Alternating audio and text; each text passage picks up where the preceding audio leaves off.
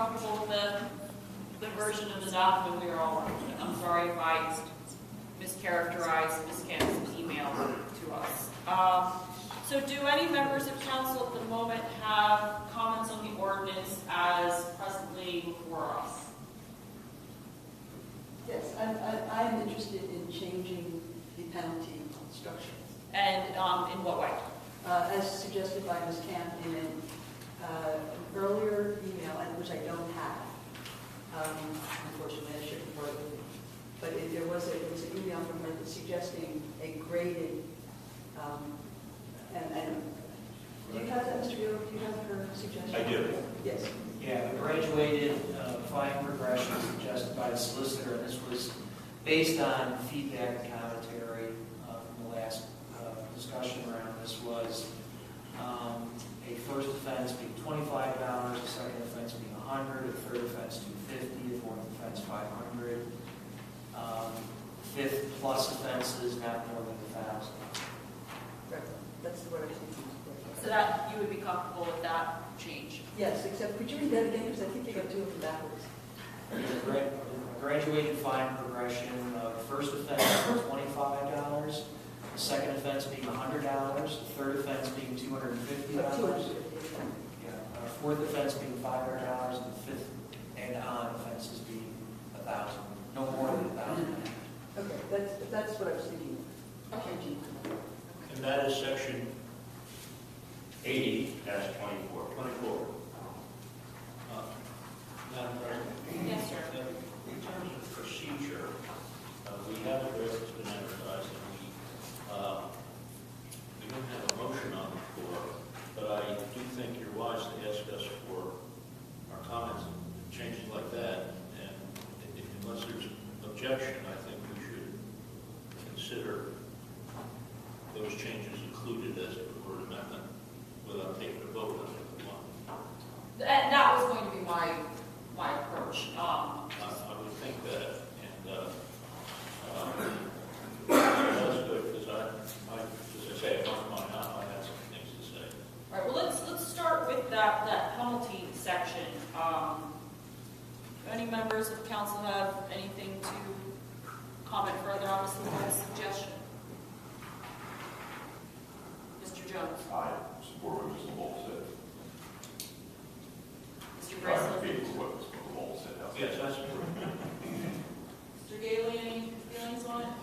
It seems like we're putting the cart before the horse a little bit to start with the penalty provisions and work our way back. But, presuming that everybody's fine with the rest of it, That was the assumption. that provision would be fine with me. All right, so let's then take a step back and speak more generally then. Do any members of the council wish to make any comments about anything else in the ordinance before we open it up to the public?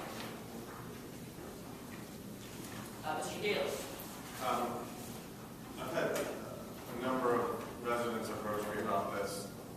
Unfortunately, I was not on council the first time this came across. I'm not sure whether Brian is still here, so we may hit a bit of gap from our board's perspective. So a lot of the things may have already been discussed, but the key questions that have been brought to me are, one, why isn't this already something that's taken care of by our existing noise ordinance? Two, some of the provisions in the ordinance itself seem to be overly broad. For instance, the sections talking about forbidding any device that amplifies sound, that's every musical instrument amplifies sound. That's sort of how, the design of a musical instrument, right? I've heard some issues from residents on, the requirement that a homeowner provide written consent to allow this on their own property. That's been expressed to me as a concern. Why, as a homeowner, should I have to provide a written document to somebody to do something on my own property? I think the one that strikes me as being the most concerning is why isn't this an issue that's already addressed by our existing noise ordinance? Why can't, the concerns that seem to be being addressed here and be already handled in that regard?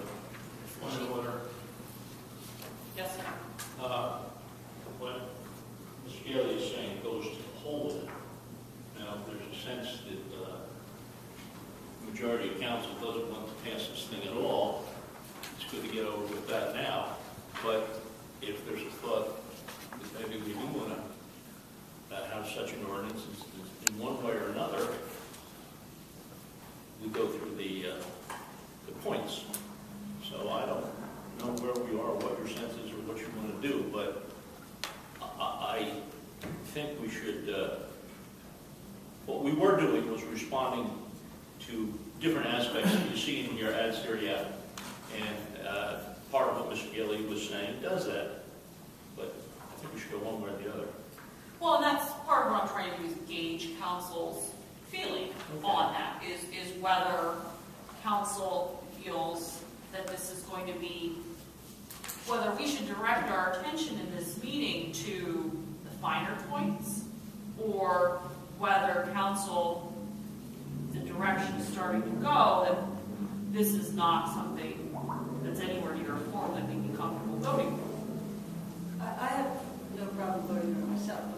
No, go ahead, no, that's fine. I have no problem with this ordinance, and I think to address Mr. Galley's issue, from my perspective, I think we might get a better legal idea from Mr. Gill, but it's not, we're not just addressing noise. There's a kind of syndrome. It's noise, it's sidewalk, it's pedestrian access, it's blocking access to businesses, it's to some degree, I gather in some cases, a certain level of harassment of pedestrians. So it's a combination of a number of things, all in one activity. That's my thinking about it anyway.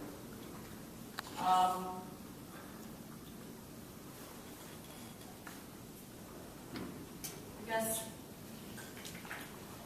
for the rest of council, is there a sense of whether or not we should go through this section by section, or whether we need to talk more generally about whether this is something we feel comfortable with voting on? Because if this is something that's just going to fail in a way that, would otherwise require thank you. Then let's not spin our wheels. May I make it clear, I'm prepared to vote for the ordinance, but with some changes, including addressing some that Mr. Gailey has come up with. But I'm in the affirmative in terms of having an ordinance, so that's one. All right. The other gentleman to my left, can I get a temperature read from either of you, whether you're... Yeah, I'm ready to move this thing along here. I don't think I need to go through all of it. I do have, if we want to do this point by point, I can at least, I have one thing I would offer to Mr. Gailey that might help him with one of his items, and I'm still looking at the other one. Okay. Okay. Mr. Braceland, do you have a sense? Just thinking freely, such as I do. On one hand, I agree with Mr. Gailey about the existing noise ordinances. Second of all, I'm wondering whether this is much ado about very little. Thirdly, from a specific standpoint about the amplification of instruments, I know there's some instruments, if you're going to be playing on the street, some instruments like a bass guitar, you're not going to hear them unless you've got a little tiny amplifier, which, unless you really crank them up, which is hard to do, it's not going to be that objectionable. I know that I've gotten, with my residents, quite honestly, I've gotten complaints, and I haven't gotten anything positive, unfortunately.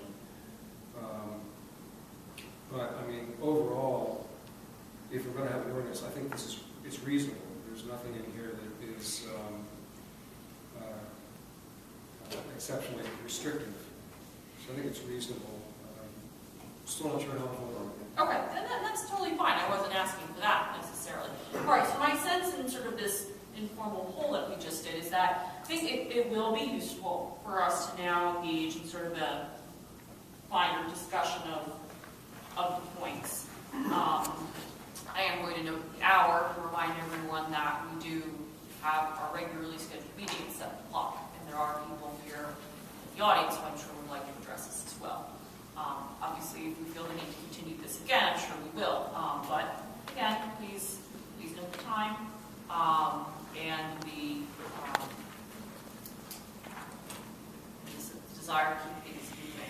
One thing that comes to mind regarding the noise ordinance piece, our chief is here. Perhaps, I don't know if the chief is eager to be tagged in on this, but Chief Bond, if perhaps you could speak a little bit to whether or not our current noise ordinances are, whether an ordinance of this sort is duplicative of what our noise ordinance already does. Can you hear me okay? You'll probably want to cover the mic. I would say probably only in part, keeping in mind that our officers are tasked with trying to assess whether something is reasonable or unreasonable given location, time, day of the week, regardless of an activity. This addresses the busking, the collection of money, and the other issues that council was addressing as a public policy. In instances where we have responded to noise in the downtown area as a result of a complaint. So somebody was offended by them. So from your perspective, does this ordinance support the work of your department? Insofar as it clarifies times of permitted activity. Does anyone have any questions for the chief on that front?